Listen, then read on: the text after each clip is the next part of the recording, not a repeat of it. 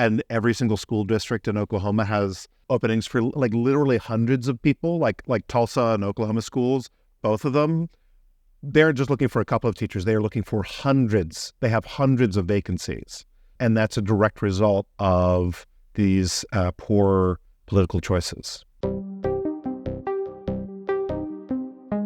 Hello and welcome to the More Freedom Foundation podcast. You may have noticed that I am doing the introducing instead of Rory this time because I am doing an interview for the first time on this podcast. Rory and I are just running out of things to say. So as a sort of introductory approach to this, making sure that the technology is sorted out on my end, I'm interviewing my brother about Oklahoma. How are you doing today, Ed? I'm great, thanks. Edward has been my brother for quite some time. Let's say exactly for how long. Come on now, we have no secrets here. Let's invite that in the comments for people to guess. Oh, of course. Well, that's always a fun job. I know who's older, who's younger is also a fun question. That's also a good one, yes. Indeed. What year was it? When did you guys move to Oklahoma? We moved to Oklahoma in the summer of 2021. My understanding, moved there for a business opportunity. It was a lovely place, working out well. And then the Supreme Court decided to drop a bomb on the whole experience. This is something that I got wrong, very rarely wrong, as Edward can testify. But I actually got this very, very wrong on the channel. My assumption was that the largely Republican Supreme Court wouldn't be dumb enough to throw out Roe v. Wade. But it turns out they are a little more fanatically committed to anti-choice principles. That's what happened. And I think we'll start off, over the balance of this conversation, we'll talk about Oklahoma more generally, which is a fascinating place, very interesting place. But I think we probably have to start off with how does it feel in Oklahoma? Like, what have the ramifications of the repeal of Roe v. Wade been? There's a lot to say on this subject. I think it's worth saying what it was like sort of before to give a little bit of context for how things changed. So we moved to Oklahoma summer of 2021. My wife was recruited for a job there in the winter of 2021. We were all still, to a large extent, actually still sort of locked down in a lot of the world then, if we can turn the clock back, went to lockdown mid-March 2020, and most kids were still in remote school in spring of 2021. And there was, so just the context is that things were mostly locked down. We interviewed in Oklahoma. They put us up in a very nice hotel, and we were sold on sort of a new and exciting place to live. They had actually, be interested if the historical record bear this out, but did actually a really great job of rolling out vaccines in Oklahoma very quickly. And they did it in a typically Wild West sort of crowdsourced fashion. Oklahoma fashion is, and they just did it all through Facebook. Like, there were no government websites created. It was like your local county, like, put on Facebook how many vaccines they had and where to go. And it was kind of a free-for-all, but also for those that wanted the vaccine, it was very successful. So, that was the context in which we interviewed for a job in March of 2021. And we were sold on Oklahoma City had just opened up a brand new contemporary arts facility. Oklahoma Contemporary is what it's called. There had just been a new exhibit opened up at a place called Factory Obscura, which is, for lack of a better way of describing it, sort of like a poor man's Meow Wolf. It's like an experiential walk-through tactile museum, not dissimilar to the City Museum in St. Louis, but on a much smaller scale. So we were sold on a place that was very conservative in some ways, but also, I'll come back on this, like the assets and liabilities of this, but it's a little bit like a virgin landscape that you can do whatever you want with. Like, there is a lot of opportunity there. It's usually sold as like business opportunity, but we were sold on that there was a real hunger. There is a real hunger there for better arts and culture. I have a friend there who grew up in Oklahoma City, and he said literally they'd have to drive to Dallas to do anything, which is like a 4-hour drive. There's now things called the Tower Theater and Beer City Music Hall, the Criterion, like other music venues that exist now. But just 20 years ago, there was there were some honky-tonks, but there was no way to see. I'm trying to think of what like a mid-level act that comes through. Well, this is a sort of a fascinating dynamic to a lot of the way that the United States works, specifically outside of parts of the United States that, say, viewers of Hollywood movies might be more familiar with, sort of the coastal areas, New York City, Washington, D.C., Los Angeles. Is there's a lot of the country. You can see, if you see those maps that say where counties vote, usually right-leaning people are big fans of those maps of the United States that have like this sea of red and then these little blue pinpricks. And I guess Oklahoma City would be one of those little blue pinpricks. And it's been a fascinating dynamic. I think in a lot of ways, the urban regeneration of the United States is kind of an oversold story.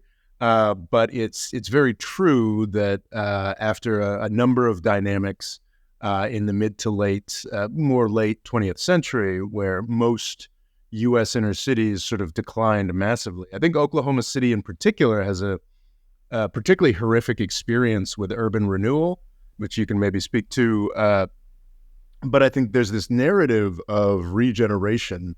And even in largely right-wing places, I think Oklahoma City is probably one of the more solidly conservative Republican states in the country. There's this urge, even on the part of conservative state or city leaders, to get more artsy people in, draw people in. It's this sort of Richard Florida idea that you needed to draw the creative class into your urban downtown to bring about revitalization. And what it sounds like you're describing is a place that had fairly serious successes doing that.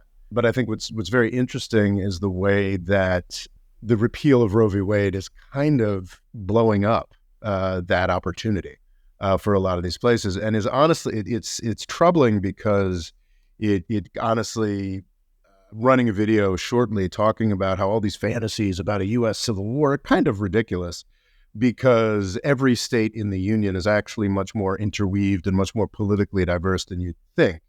And this repeal of Roe v. Wade is kind of creating a situation where people who believe differently, who have different approaches to their lifestyles, can't move to places like Oklahoma.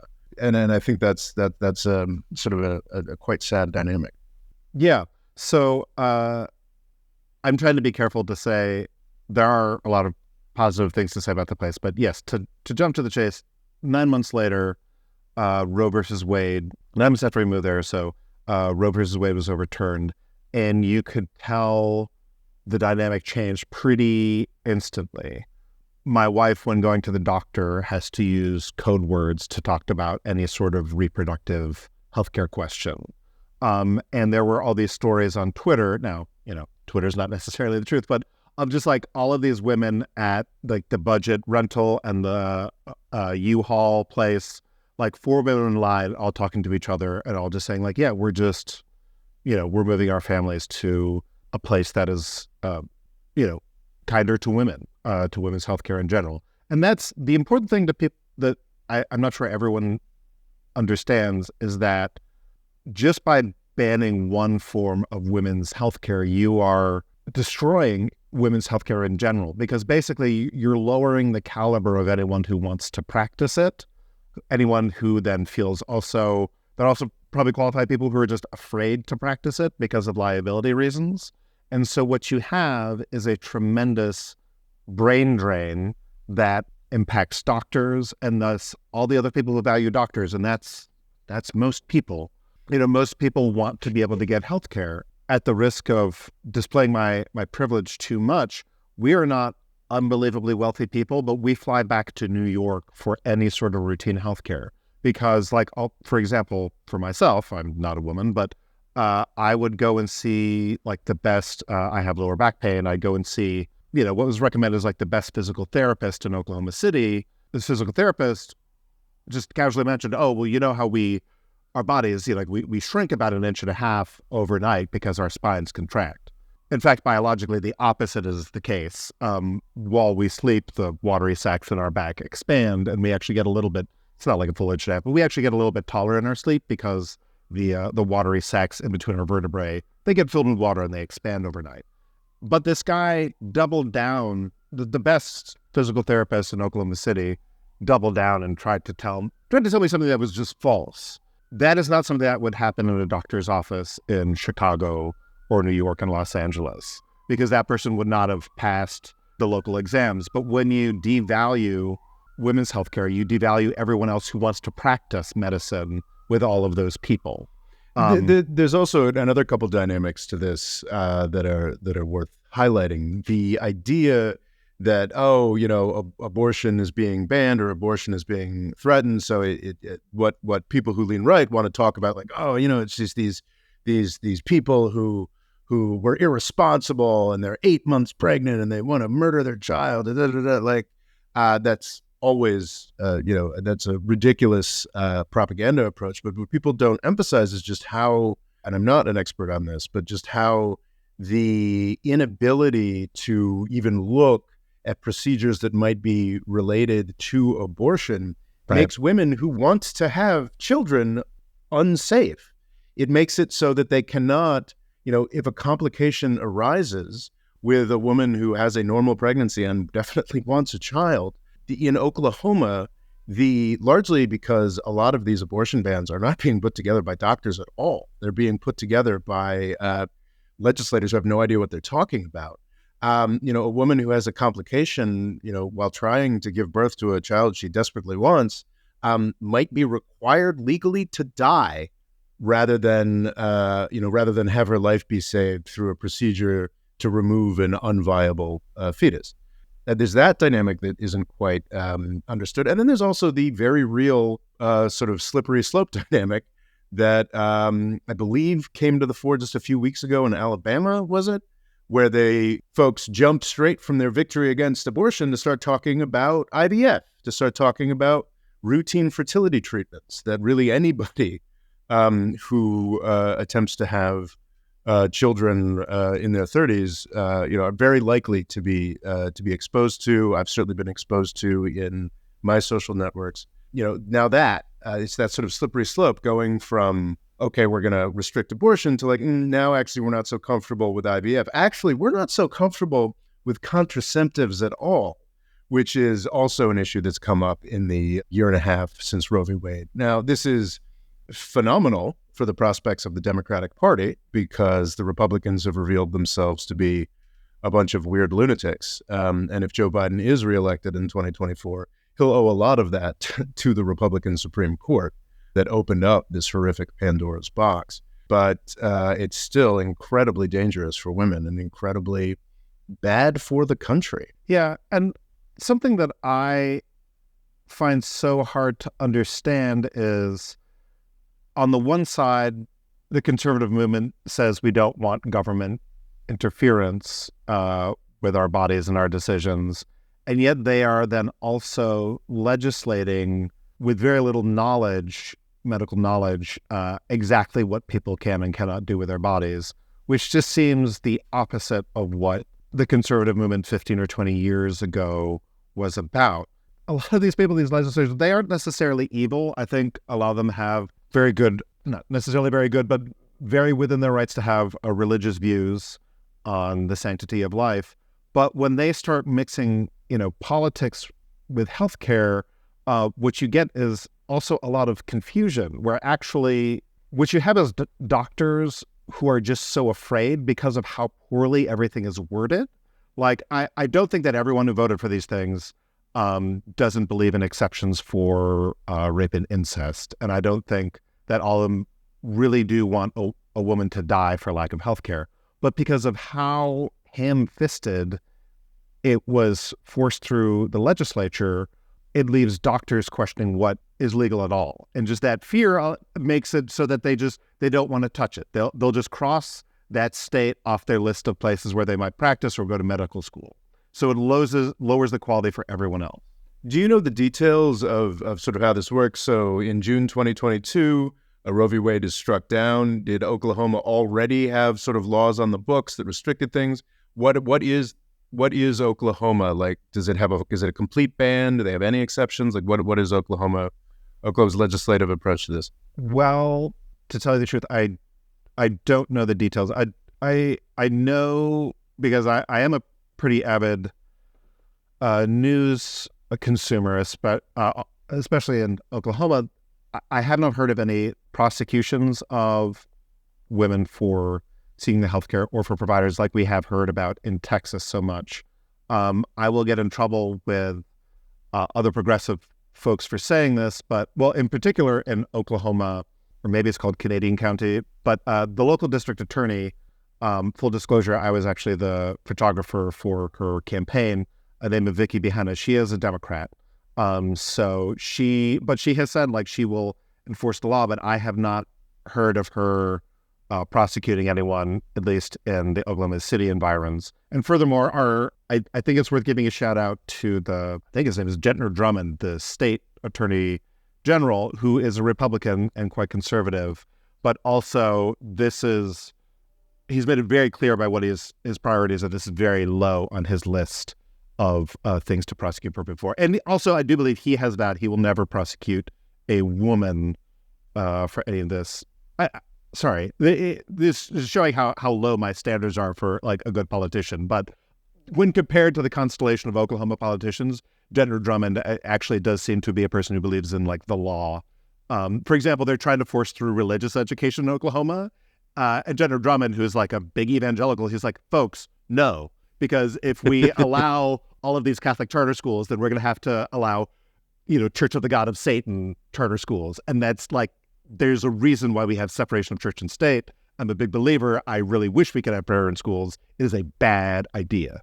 So, sorry for that digression. Well, I think that highlights a real problem with the Trumpification of the Republican Party. It's like, and you saw this contrast within the Trump administration. You had a lot of sort of old school right-wing wingnuts, very committed partisans, thinking of William Barr particularly, who was, I believe, the attorney general towards the end of the Trump administration.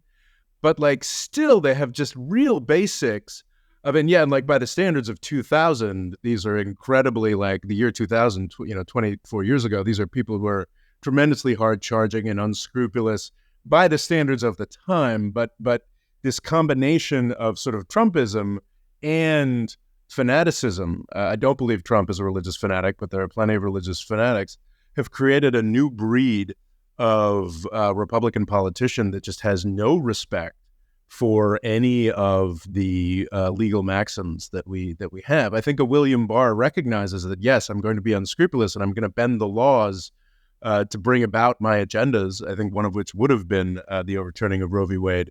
But you can't throw the baby out with the bathwater. It sounds like that's the Republican politician you're talking about here has a sense that like these systems exist for reasons and these systems are good for us, be we conservatives or liberals. And I do think there are a lot of people in the Republican Party who are losing touch with that and are looking at very short-term timeframes that are causing real damage to our constitutional order in the United States.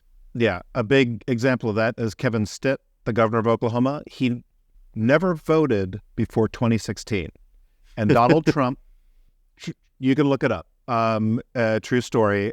They do have records on this, or he admitted it. But Donald Trump was his political awakening, and he then ran for the governorship in 2018 and got reelected last year. Yeah, he's a perfect example. He just has no concept of separation of powers, of what government should be for, or certainly what I consider to be conservative ideas of what government is for. Like he wants to use the government to actively, it's so funny because it's what they always accuse the Democrats of, and yet it's actually them who are advocating for it. To talk more about the brain drain, because I don't want to, I said some Twitter references, but like my wife and I know a woman who was in charge of grants for there are a lot of large Oklahoma foundations because there's lots of Oklahoma money, there's lots of oil money there. And this woman was very public about, she moved to Colorado because she has a non-binary child and that child didn't feel safe in Oklahoma. That was about a year ago. And she was very public about why she left. And then just a couple weeks ago, I believe it's Nex Benedict or Bex Benedict, non-binary high school kid in Owasso, Oklahoma, was beat up at school and then died by a drug overdose the next day. Oh, Jesus. I didn't realize that was Oklahoma. Yeah, it's Owasso, Oklahoma. And so that's led, and I know other people who have, non-binary or trans family members, and they're all just, frantically looking at job opportunities elsewhere because of the overreach of government into people's private lives.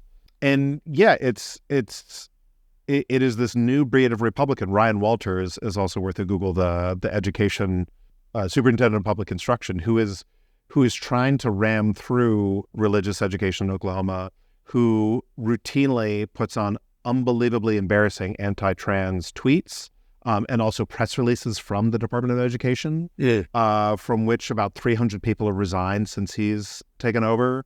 And every single school district in Oklahoma has openings for like literally hundreds of people, like Tulsa and Oklahoma schools, both of them. They're just looking for a couple of teachers. They are looking for hundreds. They have hundreds of vacancies.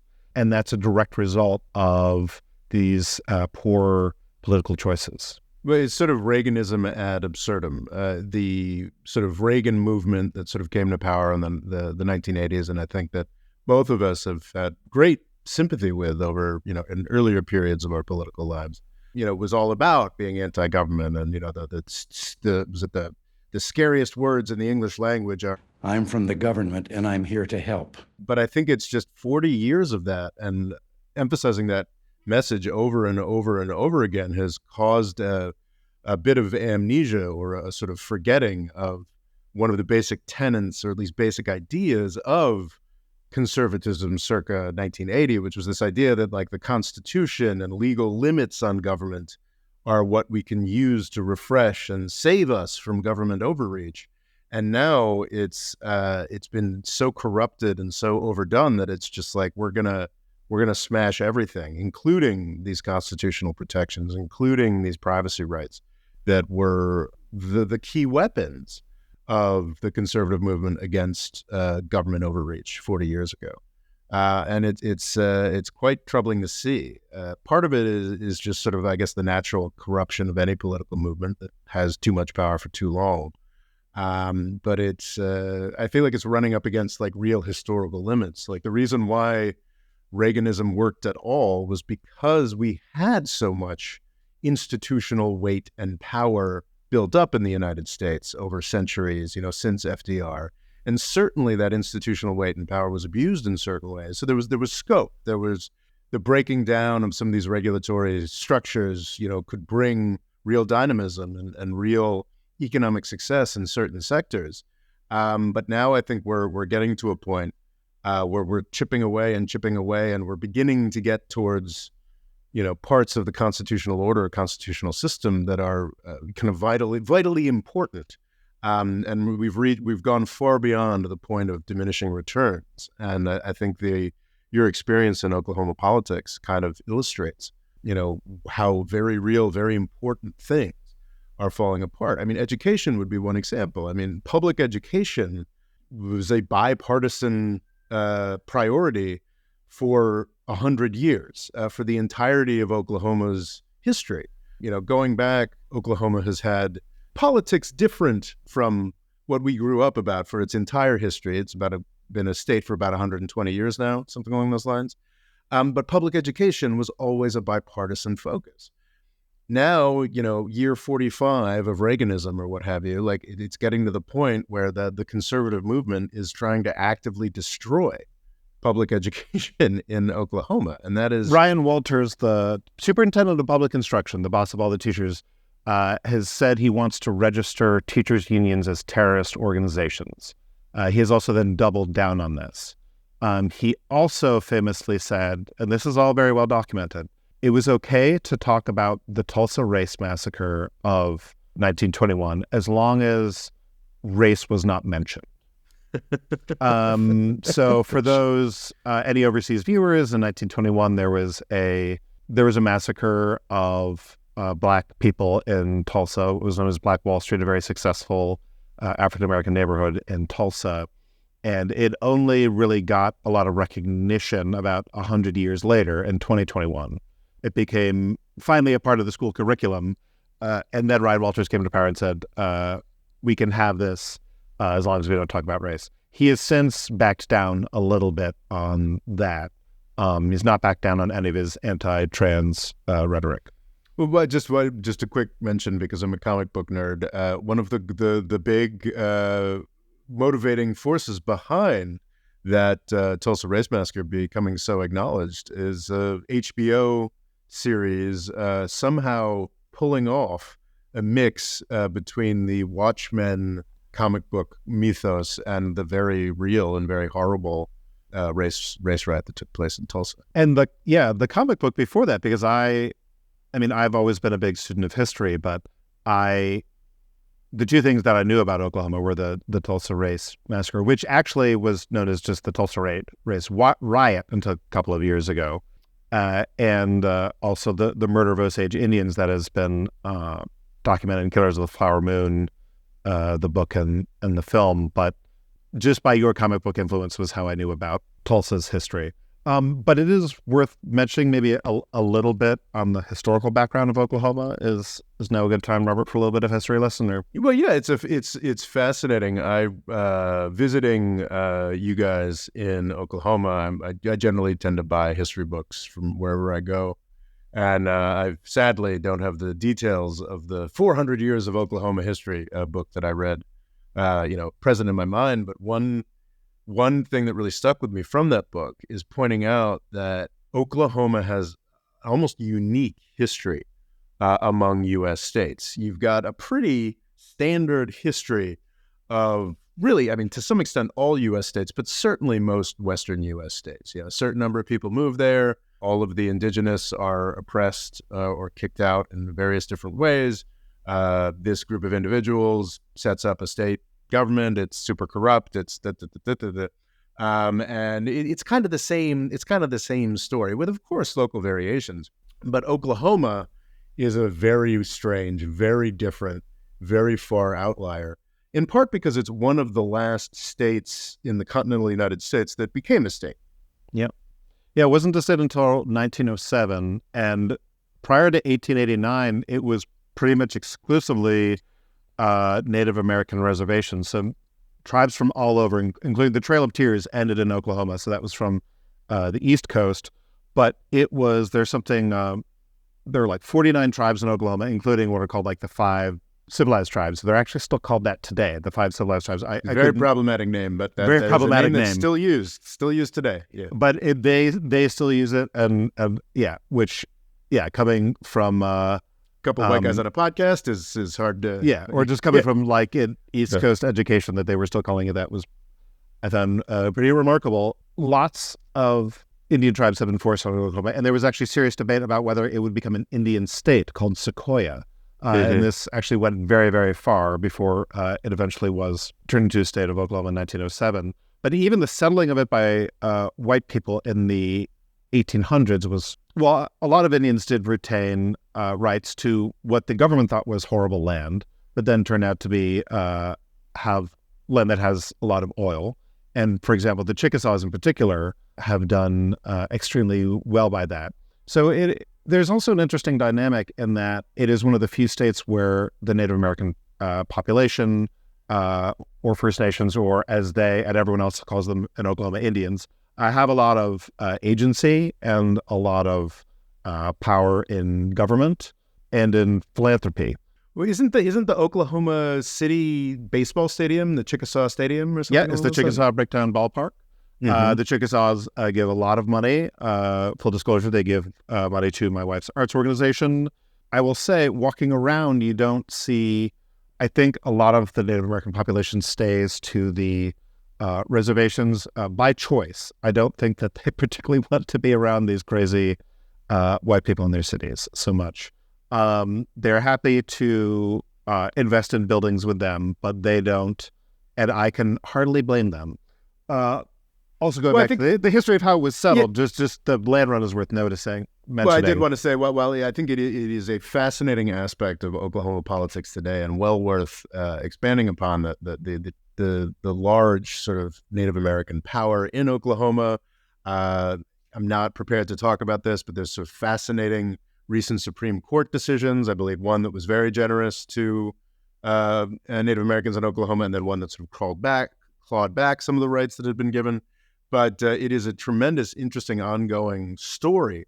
But it is worth emphasizing just the incredible high level of betrayal that the history involves into the 20th century. Yeah. As you mentioned, the Trail of Tears from the southern United States, tremendous crime.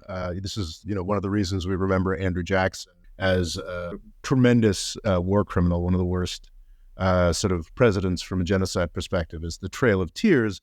And that was a whole bunch of indigenous people from Georgia, Florida, other territories being force-marched to Oklahoma. And Oklahoma became sort of this is, I think, a loaded but fair term, dumping ground for the indigenous, not just from the East Coast, but over the ensuing decades. Sort of Trail of Tears was, I believe, the 1830s.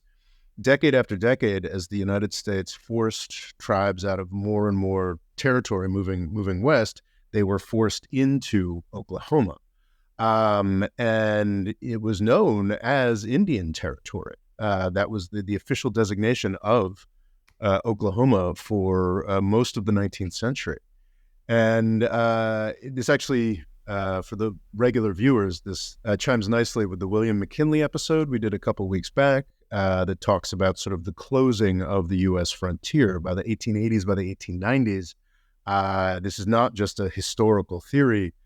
People at the time, elites at the time, were very invested in the idea that the frontier, the Western frontier, was a safety valve for the United States, where people could go get free land, and Oklahoma was the last land that was left. There's actually a Tom Cruise movie, I believe, that includes dramatization. I think it's a Tom Cruise, Nicole Kidman film that this is from the 90s, I think, that actually dramatizes these land races. It's called the Land Run, the 1889 Land Run. So maybe a third or a half of the middle of the state was called the Unassigned Lands, and they advertised around the world, as far as Germany and whatnot, to do a land run on a certain day at noon, and they fired a cannon, and people literally just like ran in from the borders, and they rode horses and wagons and staked out land. So Oklahoma City, for example, went from a population of 0 to 13,000 over the course of a week. It was the wildest way to sort of settle and divide up land ever conceived, and that is a very unique Oklahoma thing, and I think still permeates to this day in terms of the great assets and liabilities of the place. There remains, again, it's both beautiful and horrible, this feeling that you can just go there, claim something, and make it happen. It is a very, it's so funny at the legislature, they keep on saying, we keep on rolling back all regulations. We don't know why businesses don't want to move here. And the reason businesses don't want to move there is because CEOs can't ask their middle managers with kids at elementary school to move to a place that doesn't have education or women's health care. That's why businesses won't relocate there. But instead of working on that, the legislature was, how can we roll back more regulations, like lower taxes even more? But yes, taxes are very low. And for example, you do see a lot of people pursue the American dream there. I actually just worked on a play.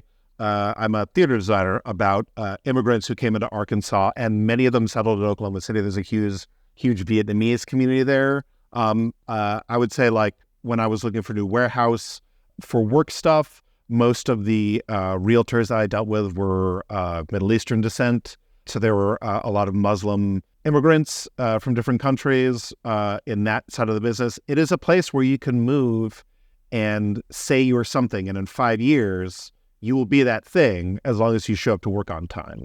And you can't say that necessarily for all places. Now, that means that you have a lot of totally unqualified people doing jobs that they aren't qualified for. But it also does make it. But what's more one of the American than that, Edward? But, as long as they're not providing health care, I mean, God bless them. Yeah.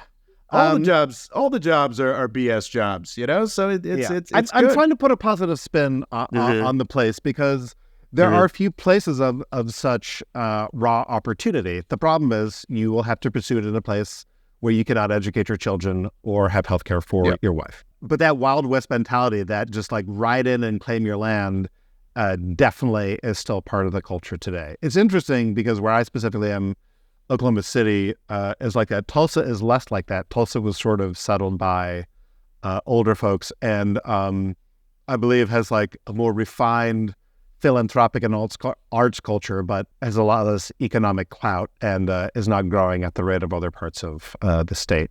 Tulsa, Oklahoma is a fascinating place. I've been very much tremendously blessed that my brother and his wife moved to Oklahoma because I'd never been. It was like one of, I think, 3 states in the continental United States I had never been to. And there's a lot there. And Tulsa, Oklahoma is a fascinating place to visit.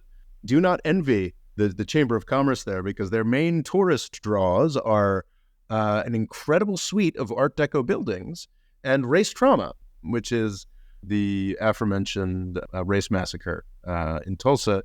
And then in part, the reason why Black Wall Street existed there, and also in the context of very rare economic opportunity for Native Americans, which is recently documented in the Martin Scorsese film. Part of that is in that particular period, the 1910s and 1920s, Tulsa was incredibly wealthy and became, because of that, one of the greatest, I think, international sites for the architectural movement of that time, Art Deco. So it's just a phenomenal downtown to walk down there. These incredible Art Deco masterpieces, and then you go see a very tastefully put together museum to a race massacre, and that's Tulsa, Oklahoma.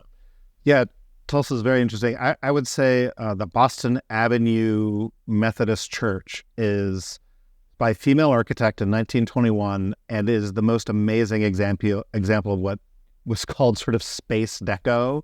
It looks like brilliant. It's about to take off. It's an amazing thing. Also, talking more about race, which is hilarious that we have 2 East Coast white guys trying to explain race in Oklahoma. But another fascinating dynamic, for a number of years, the airport where the most travel in and out of it in the 1920s was actually Tulsa, Oklahoma. And that's purely because of the oil business. And that Osage land that is like 40 miles or so north of Tulsa is where Killers of the Flower Moon is set. But interesting fact, having it to do with it being Indian territory, several Native American tribes actually aligned with the Confederacy of the South during the Civil War. And as part of their punishment, not only were they sent to Oklahoma, but also the slaves that they had, that those tribes had, were freed and given their own land. So there are actually remain today something like 13 all-Black towns in Oklahoma, including Boley, Oklahoma, that we visited. And it's a fascinating place. But they were thriving Black communities until essentially the railroads in the 30s stopped passenger service to a lot of these areas, and they're all very disadvantaged right now. But that is, all Black towns. You'd have sundown towns in the American South where it's like African Americans weren't allowed after a certain area, but literally these were towns where they were mandated to be all Black residents, which is crazy. A fact about Oklahoma. That is just a fascinating dynamic. I'm writing a book called American Empire: The First 100 Years, and I've got a preliminary chapter talking about genociding of the continent, and it is fascinating how certain indigenous groups sort of picking the wrong side in wars is a real dynamic in their dispossession. The Trail of Tears, Andrew Jackson's illegal, according to the Supreme Court at the time, dispossession of the southern, more assimilated Native Americans in the 1830s is a horrific crime that we spend a lot of time talking about, as we should. We don't talk so much about what was done to the Iroquois Confederacy up north, and also very even more powerful, sort of an entity that had sort of figured it out how to negotiate between the British Empire, the United States, the French, what have you, or rather the colonial folks at that point. But the problem was that the Iroquois Confederacy chose the British side during the Revolutionary War, which meant that during the actual fighting, the United States was able to vastly dispossess and slaughter their way through that territory in ways that are, just sort of not ignored by the history books, but you kind of have to go looking harder than you have to for the Trail of Tears. And the status of the tribes who lived in Indian territory was tremendously knocked down by the fact that they chose the Confederate side in the Civil War, because a lot of them, as assimilated, very heavily air-quoted civilized tribes in the southern United States in the 1820s, 1830s, largely were slaveholders. Yeah. And the contemporary ruling that you're referencing is McGirt, and unfortunately neither of us are really informed enough to speak about it, but essentially I think it has to do with tribal sovereignty in terms of prosecuting crimes where tribal citizens can be tried. If someone is not a tribal citizen, can they be tried in tribal courts? And are members of a tribe, can they be tried elsewhere? Which is also very strange because Governor Stitt is very anti any tribal rights, even though he himself, and this is very common in Oklahoma, he is actually a member of a tribe, but does everything he can to work against them. He must have very complicated inner monologues about that. Well, I mean, the question of indigenous rights is tremendously complicated in the United States more broadly. You're absolutely right. Neither of us are qualified to talk about McGirt, you said? What is it? McGirt. McGirt. Yeah, neither of us are qualified to talk about McGirt, but I do know that this is the analysis I've seen, that it would not have had, it was very unlikely to have been as sweeping as it was, as sweepingly pro-indigenous as it was, without the influence of Gorsuch, who is one of Trump's rabidly Republican appointees. And the question of indigenous rights does cut across ideological lines in really interesting ways, whereas you would imagine that caring deeply for the rights of the indigenous would be sort of a left-wing coded interest. But it does seem that Gorsuch, while being a standard bearer for the destruction of women's rights in overturning Roe v. Wade, apparently is tremendously dedicated to the concept of indigenous rights, and perhaps as part of his old school conservative commitment to contracts and that sort of thing is bothered by the fact that we broke a lot of contracts with America's indigenous. James Lankford, the senator from Oklahoma, or as he is often called, Slender Man, we call James Lankford, is very much the same. Has introduced lots of pro-Native American legislation that has all been quashed, and you do wonder if he just does it for optics. But if you take him at his word, also very interested in indigenous rights, which yes is not what one would expect.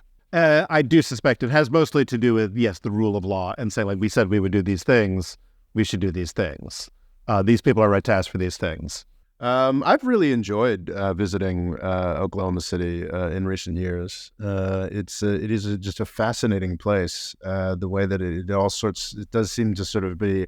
I mean, I wanted to mention just that urban renewal aspects of like Oklahoma City in particular. That's a tremendously important part of U.S. history in the 20th century that I think Oklahoma City is a particularly egregious example of. Do you want to talk to that? So what urban renewal was, or so Oklahoma is largely a petro state. I mean, it did have and does have some agriculture, a lot of livestock, but historically, since the teens, it's been oil has been the main business of the state, and so it has the oil business is very cyclical, so it has boom and bust.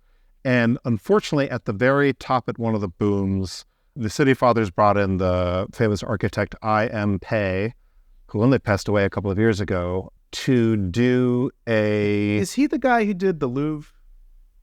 Yes, the pyramid. The pyramid at the Louvre is IMPE. The National Portrait Gallery, the new wing is, I believe, IMPE as well. I don't know about that, but I do think he did the pyramid. Famous architect, came in the early 60s and did a master plan for the city. And you can still see there's like this room-sized model that he did of Oklahoma City and what the city of the future would look like. And all cities at that time had, it was evoked to have a urban renewal authority that would take land and pay people a token for it and knock it down for freeways, or to clear ethnic neighborhoods, or to build high-rises. And it's funny, a common theme in Oklahoma is like elsewhere, but just more. Like, I have a colleague and she's from Texas, Dallas, Texas, and I was asking her about the weather, and she's like, yeah, I feel like Texas is just about 8 degrees less hot in the summer and 8 degrees less cold in the winter. Like, Oklahoma is just more extreme, and that definitely happened with Urban Renewal Authority, which hilariously still exists and under the same name. They basically leveled the entire city. There are just a couple dozen buildings that are pre-1960s, and they tore down a lot of amazing architecture, all in the spirit of building the city of the future. Unfortunately, this all happened, and then there was a crash. But the 1980s oil price crash, right? No, this was like a 1960s, like a regular sort of oil business dip. And where most cities would have stopped what they were doing because, maybe we can't actually build all this stuff to replace it, Oklahoma City doubled down. And this is outlined in a book called Boomtown by Sam Anderson, where there just became like a mania for destruction. And they basically pulled down almost the entire city.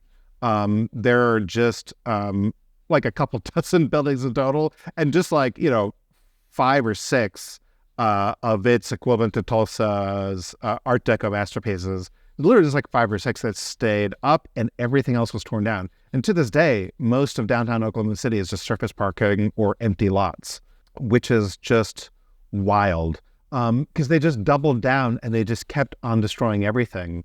And even to this day, like I'm active in city council circles, and if something might be a little difficult to maintain or something, like the immediate response is, well, let's tear it down and replace it with surface parking. People not understanding that, just creating more parking does not actually add value to the city, whereas perhaps renovating a structure or replacing the structure with something useful might be a better use. Just to add a little bit of historical context, urban renewal was a response to essentially the suburbanification of the United States. A lot of people in the aftermath of World War II, largely white people who could get mortgages or what have you, supported by the federal government, would, sort of fled out to the suburbs. We were raised in the suburbs. Most people we know were raised in the suburbs. There was a huge dynamic in the United States, which left a lot of probably perfectly serviceable and usable housing and buildings within the urban cores simply unoccupied. And the big answer was, well, let's tear all these down, and perhaps maybe we'll put up some large housing high-rises. It was this generalized program of urban renewal that is, I think, largely lamented throughout the country now. Nobody really thinks it was a good idea. But I can definitely testify to what the Boomtown book was saying, what my brother is saying, that like Oklahoma City is on an entirely different level. It is so you can see pictures of, there was vibrant downtowns, interesting old buildings, and it's almost all of it is gone, and it is quite stunning. I do think, to end this on an incredibly depressing note, I think we can't really talk about Oklahoma City without talking about the attack in the 1990s, without talking about and in part because I think it actually has some relevance. Oklahoma City is the site of the largest act of domestic terrorism in U.S. history. In the 1990s, I should have the exact date in front of me, but I do not. In the 1990s, the Alfred P. Murrah Federal Building. Is that correct? That's right. Yeah. I should know the year as well, but I don't. It was April 19th, 1995, the Alfred P. Murrah Federal Building.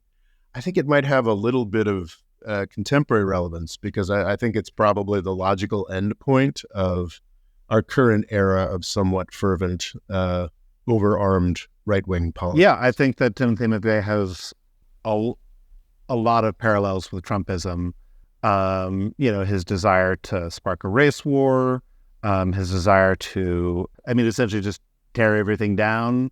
Yeah, ideologically, you definitely see him marching with a torch at Charlottesville and being called a good person on both sides. I think there's a real, at some point, I'm not sure when this podcast will come out, either shortly or a couple weeks back, I'm running a video sort of poo-pooing a YouTuber who was calling for a civil war, talking about how, oh gosh, the things are so divided right now. And what I think is forgotten is that in the aftermath, to some extent, what we're seeing in U.S. politics is the long-term fraying of the Cold War consensus in the United States, the consensus that was put together, the right-wing fusionism that you could have between sort of capitalist haters and government haters. But, so the long-term disarray, long-term disintegration of that is what we're seeing in U.S. politics today. But there was a lot of instant short-term effects. The fact that the Cold War was all of a sudden over, and then we had this Democratic baby boomer hippie president. Bill Clinton, hard to think now, but Bill Clinton and Hillary Clinton were actually quite young by the context of recent presidents in the 1990s. They're still younger than the current president. Oh, geez, that's incredibly depressing. They were seen as this threatening thing, and there was a much more vital than it is now, quite frankly, armed militia movement in the United States in the 1990s. The Michigan militia, in particular, was a famous example. Ed and I, our family has a real connection to Michigan. But the Michigan militia and their being out in the woods and doing military stuff was a real factor in U.S. politics in the 1990s. Much more serious, much more divided, really, I think, than the U.S. Political scene today. And how that all ended... I'd push back on that, but continue. How that all ended was with the Oklahoma City bombing. So I don't think that the United States is heading towards civil war, but I really fear that we are, perhaps around the 2024 election, headed towards some signal act of horrific political violence similar to Oklahoma City. And then I think this era of, hyperpolarization and everybody's armed and civil war is coming will disappear. Yeah, I think the broader fears of like a civil war dissolution are pretty unfounded. For example, like Kevin Stitt was, had a landslide victory in his re-election campaign, and he won 59% of the vote. That means that 41% of the people did not vote for him. So that is 4 out of 10 people. I don't think that those 4 out of 10 people are going to be okay with Oklahoma, seceding. Oklahoma also can't survive without federal largesse, as most of the southern states or states that, aside from Texas, all the other states that we fear of seceding or civil war, they can't possibly support themselves without the other states. So it's just foolishness. And that's important to remember also. Yes, sure, there are counties where 80-90% of people will vote for one party or the other. But in the places where things get done and large, considering most agriculture is automated now, in the cities, it's, you can't have that sort of movement when you only have the support of 6 out of 10 people.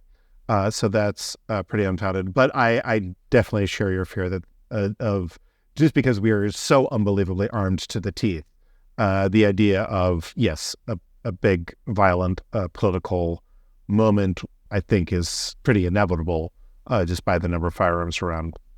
But the Oklahoma City bombing is memorialized in Oklahoma City by what I think is one of the best pieces of public architecture. It's very well done. beautiful. It's a great memorial. There's also that can be experienced outside. There's also a memorial museum that is pretty well done, pretty visceral. So you have to sort of be prepared to relive part of that. Unfortunately, there was a thing after the bombing called the Oklahoma Standard. So Oklahoma City, got a couple thousand law enforcement, federal, local law enforcement in town, is the hunt for Timothy McVeigh. And they all had something that was a term that many Americans knew, which was called the Oklahoma Standard for a while. And that was that they were also impressed by how they were treated. These FEMA workers and police from all over the state and from Texas and whatever. And for a while, that was like a phrase that people knew. And unfortunately, for Oklahoma, that phrase has gone out of... the Oklahoma Standard, meaning just like the level of politeness and like the amazing hospitality was what the Oklahoma Standard has been like, graciousness and hospitality. And that is certainly the farthest thing from current Oklahoma politics. And I think it's something that it's great that most, I think, school children at Oklahoma go to the memorial and see, and hopefully they will remember the Oklahoma Standard, and one day they will be able to reclaim it. That would be nice. Well, I think that's probably a solid place to end, unless there's any closing thoughts you have about Oklahoma and what it's like to live there. You hinted on, I feel like I've said a lot of negative things, but it is a fascinating place to visit. The First Americans Museum in Oklahoma City is one of the few museums about Native Americans actually put together by them. So it's fascinating in that way and well put together. A lot of the exhibits are done around a simulated fireplace where you hear people telling stories. And, it took me, this white guy from the East Coast, it was like a big revelation, like, this is how these stories are supposed to be told. This is, how this history was passed down. And so it's fascinating to see that. There's also, on the opposite end of the spectrum, the Cowboy and Western Heritage Museum, which is about a half the size of the Metropolitan Museum in New York, except it's all just cowboys. Fascinating. Yeah, there is, it is a fascinating place to visit. Yeah, I just think it's worth mentioning that. Well, I feel like Mom would. I feel like Mom would like us to mention that. Isn't there? Is it the First Nations Museum where they saw fit to include a quote from our ancestor? Edward Everett is positively quoted in the First Americans Museum, which is it's nice to claim an ancestor from the 19th century who actually judged well by history. And I think was voted out of office for it. That'll happen. That'll happen. Yeah. Anyway, thank you so much, Edward, for coming on and being the first guest on the More Freedom Foundation podcast. I'm so honored. Yeah, it's been a good talk, and I hope to see you soon, seeing as how you're on the other side of my apartment. Sounds good. All right. Bye. The More Freedom Foundation is also available on YouTube and TikTok. Rob's Twitter is RobOLaw, and he's also written a book called Avoiding the British Empire, What It Was and How the US Can Do Better. And music provided by Kevin MacLeod.